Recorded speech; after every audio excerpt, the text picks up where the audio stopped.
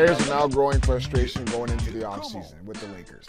Austin Reaves has a chance next year to opt out and get $30 million per year. What are the Lakers going to do heading into the offseason?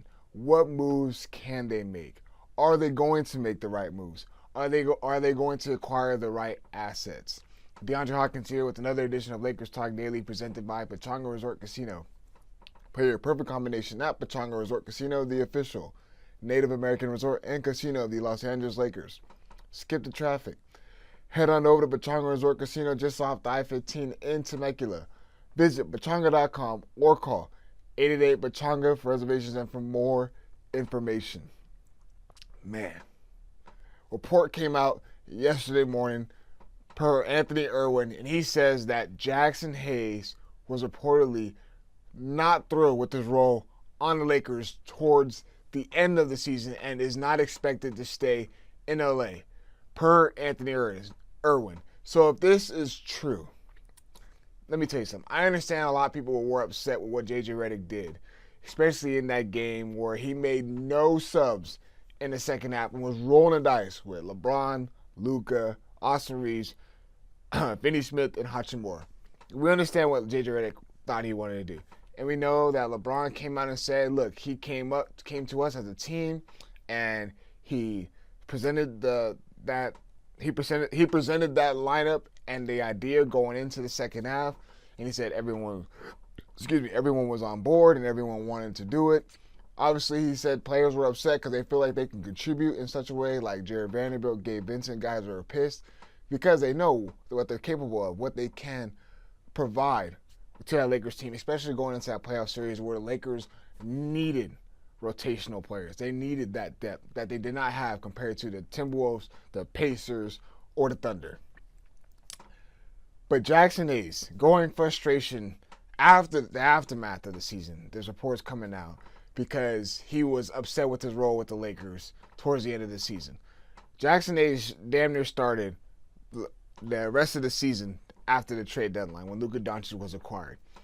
Jaxson Hayes was not going to be a starter if that Mark Williams deal went through. If Mark Williams deal went through, Jaxson Hayes would have been a role player coming off the bench for the Lakers. Let's just make sure that is straight, because they would have got off Dalton Connect. They would have traded for another first-round pick. That would have been Mark Williams. Mark Williams was the ideal big man that the Lakers wanted to pair up with Luka Doncic going in for the rest of the season and for the years to come. Obviously, that trade didn't happen. They rolled the dice for Jaxson Hayes.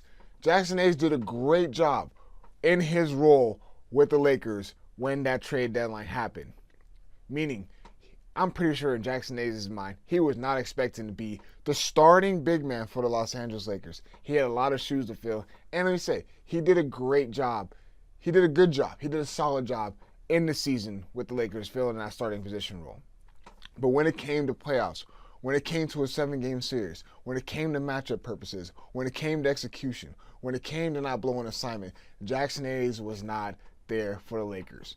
And it sucks to see that he grew a lot of frustration. I get it why he would grow frustration, especially not playing at all in the playoffs when you start the first 2 games and then your minutes start to go down as far as he's only playing 5 to 7 minutes and then he doesn't play at all.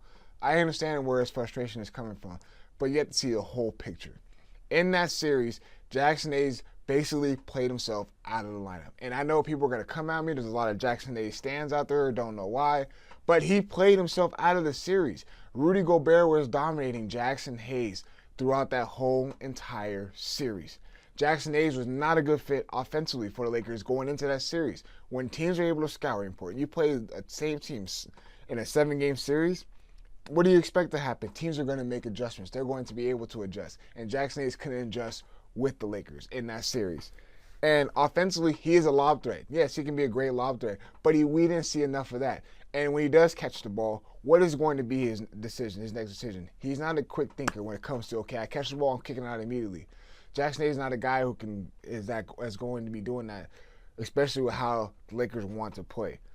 The Timberwolves took away the lob threat, they took away that action, and Jaxson Hayes is virtually unplayable. He was not getting rebounds that the Lakers needed, the second chance opportunities, the hustle plays on the other end of the floor defensively. As far as blocking shots, being a great rim protector, we did not see that at all in the series.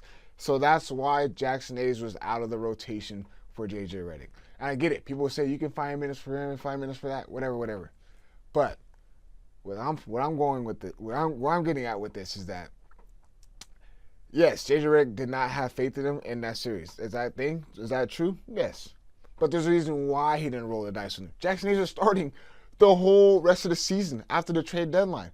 There was something that happened in that series that JJ Redick saw and that he couldn't use Jaxson Hayes and didn't utilize him because he felt like with the rotation that he moved on with, that was a better chance for them to win. And I get it, a lot of people are frustrated, upset, and I know it's weeks, a month after the whole aftermath of the Lakers being out of the first round, but that is why Jaxson Hayes did not play. And I get why he's getting frustrated, but people need to understand why he did not have any minutes in the rotation. Now the Lakers are going to be in trouble because with Jaxson Hayes possibly not returning to LA, if this is true, Lakers now do not have any big man whatsoever. So what are they going to do in the offseason? That's where the whole idea should be with us. If he's not going to return, it's something that they can rely on a minimum contract. Who can Lakers go out and get to fill that big man role? Austin Reaves, his agent's already been going out there saying stuff reportedly that OIC, we'll wait and see what Austin Reaves can do as far as for next season. He can opt out for $30 million per Eric Pincus. We'll talk a little bit about that on the other side, right after my partners at Pechanga give you guys a quick word. At Pechanga Resort Casino, you can rock and roll, sip and slide, twist and shout. Play your perfect combination at Pechanga Resort Casino, official Indian gaming sponsor of the Lakers. I know there's been a lot of reports on Austin Reaves, and with his agent coming out there saying, okay, you guys just wait.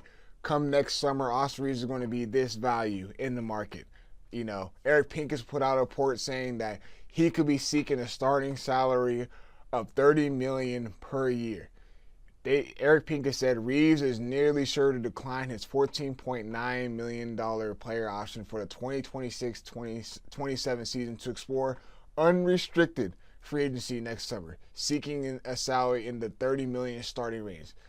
The most he can extend for is $19.5 million, is short of that, is far short of that number. Look, Lakers, depending on how the seasons go, Austin Reaves, if he's going to test the market of free agency, then you got to let him. You got to see where his number at, where his value is at come next season. This is not something the Lakers need to worry about going forward into this season coming up. That's something to deal with next summer, not this summer. You still have Austin Reaves on this roster. Rob Pelinka still believes in his core. This is not something that we need to panic about or worry about what the contract issues are going to be like. We get it, man. I understand. Austin Reaves' value has been a lot higher compared to when he signed that first deal with the Lakers. But this is not something to worry about right now. What the Lakers need to focus on, we don't need to worry about all these reports of what his contract, what he can be, how much value is he, what is he going to command, he's going to opt out, he's not going to return to Lakers. Let's not worry about that. What Rob Pelinka, what JJ Redick need to do, what that whole front office needs to do is, okay, you got LeBron, you got Luka, you got Austin Reaves. How are you going to put together the best roster possible to compete with the Thunder? The Timberwolves are going to be back. They already proved that they can come back. What are you going to do against the Rockets? The Spurs are a team to be a wreck with. The Mavericks, the Nuggets are still going to be a force. How are the Lakers going to match up with those teams going forward for next season? This is not something to worry about. Let's worry about how we're going to build this roster.